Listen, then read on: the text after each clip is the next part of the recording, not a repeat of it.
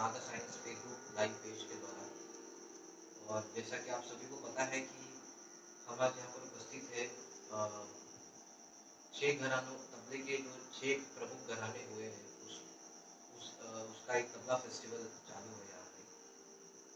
तो ऑलरेडी 4 घराने प्रस्तुत हो चुके हैं और मेरा सौभाग्य है कि मुझे अपना घराना पंजाब घराना प्रस्तुत करने का मौका मिला है, जिसके लिए मैं नवाब खान जी का और राधा साइंस फेसबुक पेज के सभी मेंबर्स का मैं बहुत बहुत शुक्रगुजार हूँ कि मुझे अपने घराने को रिप्रेजेंट करने का मौका दिए हैं। तो मैं थोड़ा कम रूप में थोड़े थोड़े पॉइंट्स में टच करते हुए घराने के बारे में, पंजाब घराने के बारे में बताना चाहता हूँ। जैसा कि आप सभी को पता है कि ध्रुपद जो संगीत का एक फॉर्म है वो बहुत ही पुराने ज़माने से चला आ रहा है। तो ध्रुपद का जो समय था उस वक़्त ध्रुपद के साथ बजाने वाली जो वाद्य थे, अवनत वाद्य थे, उसमें पखावज और मृदंग का बहुत प्रमाण मिलता है और आज भी ध्रुपद के साथ पखावज बजाया जाता है। तो जब भी मुगल साम्राज्य आए थे तभी ध्रुपद का बहुत प्रचार प्रसार हुआ था और उस समय ही पखावज और मृदंग का बहुत प्रचार हुआ। फिर बाद में एक 16वीं शताब्दी में थोड़ा सा हिस्ट्री इतिहास की तरफ जा रहा हूँ। फिर मैं आता हूँ 16वीं शताब्दी में अकबर के दरबार में राजा मानसिंह तोमर और सिद्धार्थ खान ये सभी पखावज वहाँ बजाया करते थे। और बाद में कृपाराम सिंह जी उर्फ मृदंग राय उनका नाम था, और सिद्धार्थ खान दाढ़ी। जैसा कि आप सभी को पता है कि पंजाब घराने में पंजाब की जो एक संगीत जीवी जाति है वो दाढ़ी के नाम से जानी जाती है। और बाद में जो पंजाब घराने के जो फाउंडर थे, प्रवर्तक थे, उनका नाम लाला भवानीदास सिंह जी था। तो उन्होंने पंजाब घराने की प्रवर्तक उनको कहा जा सकता है, उन्होंने रचना की है पंजाब घराने की। वो बेसिकली पखावज बजाया करते थे। जब उन्होंने पखावज बजाना शुरू किया तब उनके पास सीखने के लिए बहुत सारे शागिर्द थे। उनमें से मियाँ कादर बख्श खां साहब प्रथम वो उनके पास सीखते थे और उन्होंने मियाँ कादर बख्श खां साहब जो थे वो ऑलरेडी उनकी जो फैमिली है वो ढोलकिया फैमिली से बिलोंग करते थे। उनके सभी घर पे पहले से ही लोग ढोलक बजाते थे। तो ये देख के लाला भवानी सिंह जी ने मियाँ कादर बख्श खां साहब को एक पखावज सिखाना शुरू किया, जिसमें पखावज का जो एक दूसरा रूप है जिसको हम जोड़ी पखावज कहते हैं, एक तरफ धामा और एक तरफ ढाला तबला रहता है, तो वो उस तरह से उन्होंने बजाना उनको सिखाना शुरू किया। बाद में जब मियाँ कादर बख्श खां साहब जी की वंश बढ़ती गई तो उसमें उनके वंशज में मियाँ हुसैन बख्श खां साहब पखावजी, मियाँ फकीर बख्श खां साहब पखावजी और मियाँ कादर बख्श खां साहब द्वितीय। जो मियाँ कादर बख्श खां साहब द्वितीय थे वो तबला और पखावज दोनों बजाया करते थे। उसी वक्त में 1947 में उस्ताद अख्तर हुसैन जी एक तबला वादक हुआ करते थे जो प्रॉपर तरीके से पंजाब में तबला बजाते थे। बाद में एक निकास की अगर बात करें, क्योंकि पंजाब घराने में जो बोल होते हैं बहुत पखावज के अंके और खुले बोल होते हैं, पर मियाँ फतेह बिन दुल इन्होंने निकास के तबला के निकास के रूप में बहुत ध्यान दिया। उनका योगदान बहुत ज़्यादा था निकास के इसमें। तो उन्होंने मियाँ कादर बख्श खां साहब जी को तबला सिखाया है।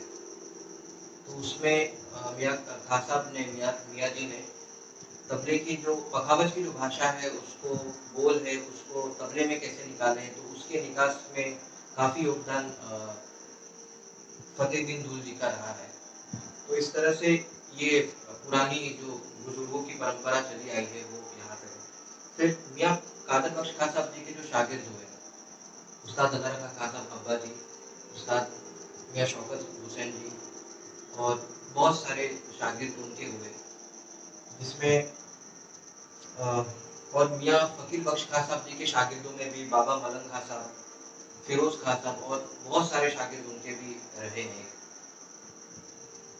और जैसा कि आप सभी को पता है कि अब्बा जी उस्ताद अदर खां साहब जी का पंजाब घराने पे बहुत ज़्यादा कंट्रीब्यूशन रहा है, अनेक रचनाएं, अनेक लयकारी, वो बहुत सहज रूप से किया करते थे। और आज के समय में उस्ताद ज़ाकिर हुसैन जी, मेरे गुरुजी पंडित योगेश शमसी जी, उस्ताद फजल कुरैशी जी, उस्ताद तौफीक कुरैशी जी, और सभी आपको पता है कि सभी आज पंजाब घराने के बहुत बड़े तबला वादक और तौफीक कुरैशी जी जैसे वादक हैं। इनका कंट्रीब्यूशन बहुत अभी पंजाब घराने में चल रहा है। और मैं कोशिश करूँगा कि थोड़ा बहुत ये मैं हो सकता है मैं बहुत सारी चीज़ें बटोर नहीं पाया हूँगा, जानकारी मुझे पंजाब घराने इतनी ज़्यादा जो इतिहास में जो लिखा है वो उतना मैं नहीं बता पाया हूँगा, पर जो भी मुझे थोड़ा बहुत मालूम है मैं आपके सामने रखा हूँ। और रचना के विषय में अगर देखा जाए पंजाब घराने में तो भाषा और लय का बहुत यहाँ पे प्रयोग होता है। बहुत कायदों की जो बनावट होती है वो भी लय अंग से होती है, सीधी भी बहुत सी चीजें होती है, पर ज्यादातर देखा जाए तो लय से बहुत ज्यादा लयकारी के रूप में हुआ है। और अब्बा जी बहुत ज्यादा लयकारी सोचते थे, लयकारी में भी इतनी जो भी बोल वो सोचते थे उसमें भी एक म्यूजिकल चीजें पैदा होती थी। और आज के समय में उस्ताद जाकिर हुसैन जी ने इतनी रचनाएं और ऐसे ऐसे चीजों का उन्होंने क्रिएट किया है कि आप सभी को पता है, मेरे गुरुजी पंडित योगेश शमसी जी, तो उन सभी के पुराने लोगों की कुछ चीजें मैं अपने सोलो में 3 ताल में बजाऊंगा, और उसमें जो भी चीजें मैं बजाऊंगा वो मैं आपको बताऊंगा कि वो इनका है, और मैं नाम लेके कोशिश करूंगा बजाने की।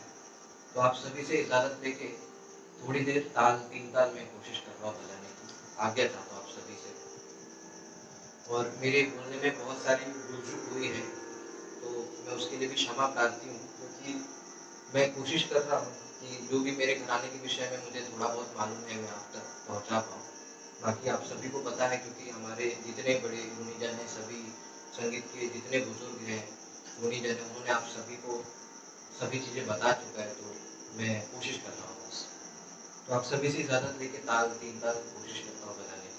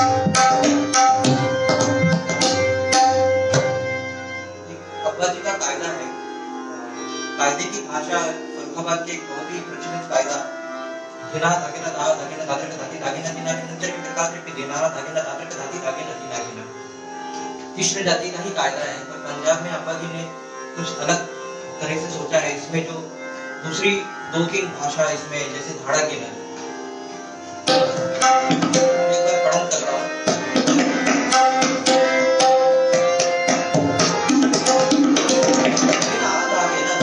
ताकेना ताकर कते केटके नतिना के लगेना धाड़ा गेना धाड़ा गेना ताकर कते केटके नतिना केना तक धाड़ा गेना ताकर कते केटके नतिना के धाड़ा गेना धाड़ा गेना ताकर कते केटके नतिना के ताकर धाड़ा गेना ताकर कते केटके नतिना के धाड़ा गेना धाड़ा गेना ताकर कते केटके नतिना के ताकर धाड़ा गेना ताकर कते केटके नतिना के धाड़ा गेना धाड़ा गेना ताकर कते केटके नतिना के ताकर धाड़ा गेना ताकर कते केटके नतिना के धाड़ा गेना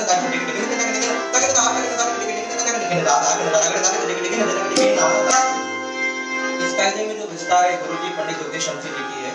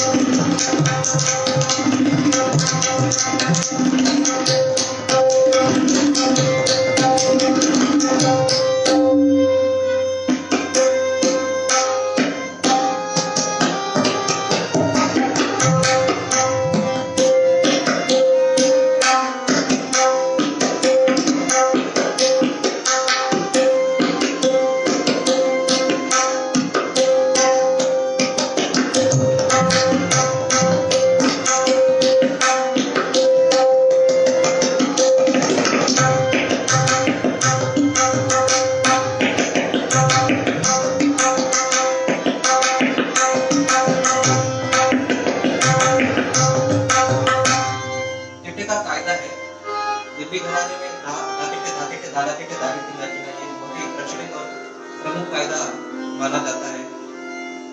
उसी से मिलता जुलता ये भी टीटा का कायदा है, परंतु इस कायदे में टीटा जो है वो उल्टा टीटे है। अब्बा जी के विचार है उसका नजर का कायदा।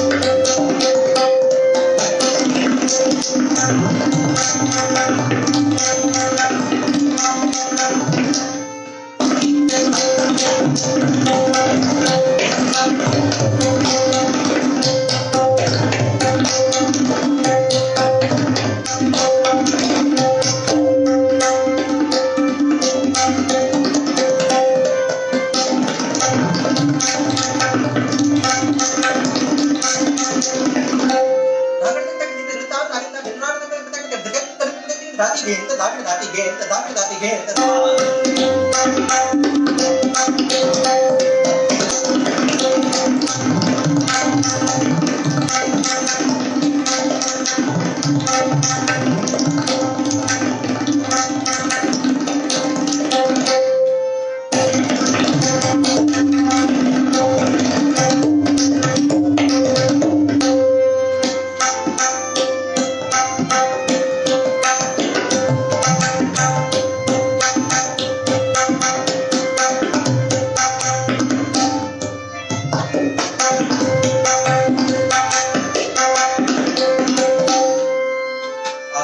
बंदिश की ओर बढ़ रहा हूँ। पंजाब घराने की कुछ रचना है। मेरे गुरुजी पंडित योगेश शमशी जी की, अब्बा जी उसका दादा का खासा, और पंडित सुशील कुमार जैन जी की। पंडित सुशील कुमार जैन जी पंजाब के बहुत बड़े रचनाकार हैं और मैं उनकी एक रचना कोशिश कर रहा हूँ बताने की। पहले लीला कोशिश करता हूँ।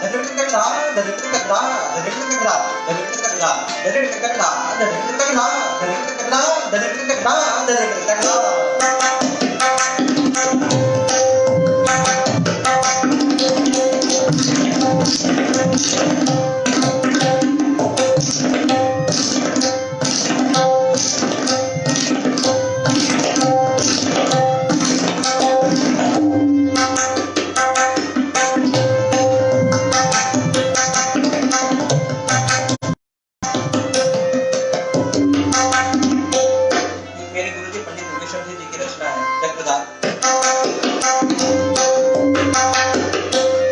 वेदम चक्रधार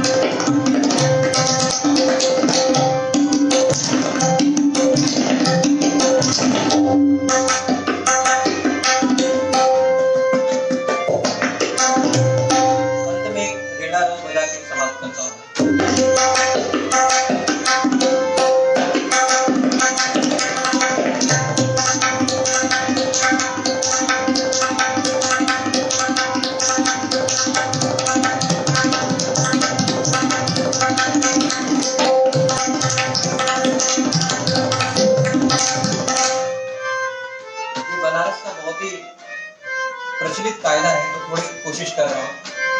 और इसके बाद उस्ताद निजामुद्दीन खान साहब जी की एक लग्गी है और उनकी प्रिय लग्गी है।